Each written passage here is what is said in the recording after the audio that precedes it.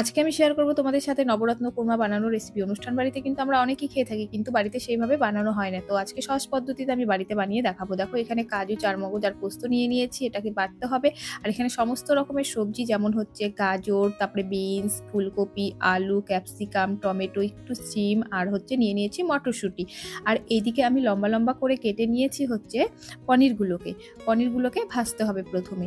তো চলো, কড়াইটা গরম হয়ে গেছে, কড়াইয়ের মধ্যে তেল দিয়ে দিয়েছি। এবার হচ্ছে কড়াইয়ের তেলের মধ্যে সামান্য পরিমাণে নুন দিয়ে আমি পনিরগুলোকে ভালো করে ভেজে নেব। আর এই তরকারিতে পনিরগুলোকে একটু কড়া কড়া ভাজা খেতেই ভালো লাগে। তো দেখো, সামান্য পরিমাণে কালারের জন্য আমি দিয়ে দিচ্ছি হলুদ। এবার আমি পনিরগুলোকে ভালো করে ভেজে নেব। আর হ্যাঁ, যারা ফার্স্ট টাইম আমার ভিডিওটা দেখছো অবশ্যই কিন্তু সাবস্ক্রাইব করে দিয়ে আমার পাশে থেকো। আর এইদিকে দেখো, আমার হচ্ছে পনিরগুলো একদম ভাজা হয়ে গেছে, একটু ডিপ করেই কিন্তু ভেজেছি। তারপরে এই তেলের মধ্যে আমি আস্তে আস্তে সমস্ত রকমের সবজিগুলোকে ভেজে নেব। তো সবার ফার্স্টে আমি দিয়ে দিলাম, দেখো এখানে ফুলকপি দেওয়ার পরে 1-2 মিনিট নাড়ার পরে দিয়ে দিচ্ছি আলুগুলোকে। তারপরে দিয়ে দিলাম একটু পরিমাণে নুন, মানে স্বাদ অনুযায়ী আর কি নুন দিয়ে দিলাম। এরপরে দিয়ে দিব আমি হচ্ছে গাজরগুলো 1-2 মিনিটের মতো ভাজার পরে তারপরে দিয়ে দিচ্ছি একটু হলুদ কালারের জন্য। এরপরে আমি এক এক করে সমস্ত রকমের সবজিগুলোকেই কিন্তু দিয়ে দেবো। একবারে সব সবজিগুলো ভাজা যেত, কিন্তু সবজিগুলো লেগে যেত, গলে গলে যেত। তার কারণে আমি এক এক করে সবজিগুলোকে ভেজে নিলাম। আর এইদিকে দেখো, প্রায় কিন্তু আমার সবজিগুলো ভাজা হয়ে গেছে। এবার আমি সবজিগুলোকে নামিয়ে নেব। তো চলো, তারপরে দেখো সবজি নামানোর পরে আবার কড়াইয়ের মধ্যে পরিমাণ মতো তেল দিয়ে এর মধ্যে গোটা গরম মশলা ফোড়ন দিয়ে দিলাম। তার মধ্যে দিয়ে দিব 2টো তেজপাতা ফোড়ন। তো তেজপাতা গরম মশলাগুলো ভাজা হয়ে গেলে এরপরে আমি দিয়ে দিব লঙ্কা আর আদা বাটা।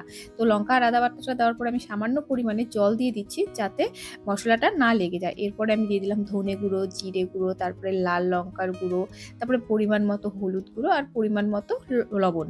তো দেখো, হলুদ আর লবণটা তোমরা তোমাদের স্বাদ অনুযায়ী আর পরিমাণ মতো দেবে। আর দেখো, এই মশলাগুলো কষানো হওয়ার পরে আমি যে কাজু, চারমগজ আর পোস্তর একটা পেস্ট করে রেখেছিলাম, বেটে রেখেছিলাম, সেটাকে দিয়ে দিলাম। আর সামান্য পরিমাণে জল দিয়ে এখন সমস্ত রকমের মশলাগুলোকে খুব সুন্দরভাবে অনেকটা সময় নিয়ে কষিয়ে নেব। এর মধ্যে দিয়ে দিলাম স্বাদের জন্য, স্বাদটাকে ব্যালেন্স করার জন্য দিয়ে দিলাম আমি হচ্ছে চিনি। তো একটু মিষ্টি মিষ্টি হবে, খেতে ভালো লাগবে। তো এইদিকে দেখো, আমার মশলাটা কষানো হয়ে গেল। এবার ভাজা সবজিগুলোকে দিয়ে সামান্য পরিমাণে জল দিয়ে সবজিগুলোর সাথে মশলাগুলোকে আবার ভালো করে আমি ভেজে নেব, যতক্ষণ না সবজির গা থেকে তেল বেরোচ্ছে। তো এবার আমি দিয়ে দিচ্ছি কিশমিশ।